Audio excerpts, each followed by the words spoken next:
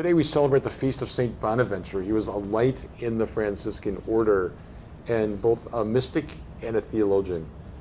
I certainly haven't studied his writings as I would like to, but I've always admired his fusion of love and knowledge. He always said knowledge is good, but love is better. That we can know everything about our faith, but if that knowledge is not somehow integrated and fused into a life of prayer, of devotion, of service to our neighbor, of an affective love for God, it can simply remain a dry idea in our mind. But the more we know of God, the more we know God himself, the more we have a direct experience of God, the more we will love God. And in turn, the more we love God, the more we will desire to know of him. So that kind of dynamic interplay between love and knowledge propelled the saints to great heights of sanctity.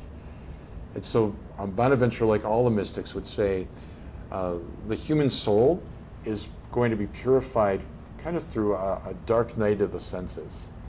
We see the same dynamic in St. John of the Cross, St. Teresa of Avila, any of the great mystics. The idea that at some point our initial concepts of God, our initial musings about how God is operative in my life or who God is even, all that needs to be expanded and much of it needs to be stripped away so that we go through this phase where we may feel that we're losing our conviction about who we thought God to be. But all that's leading towards a deeper understanding of who God really is. So it's coming up against the mystery of God. And so the mystics remind us that we can have direct experiences of God in this life that transcend simply the mind, that we can come to know God in our heart and in our soul. So I encourage you, if you have time, to read some of the writings of St. Bonaventure. You know, knowledge is good, love is better, and he would say that we're propelled through this dark night into the blazing furnace of God's love for us. So we pray for that grace, that the Lord will purify us of our puny ideas about God and lead us to an ever-deepening embrace of the mystery of God. God who is so close to us we can't avoid him.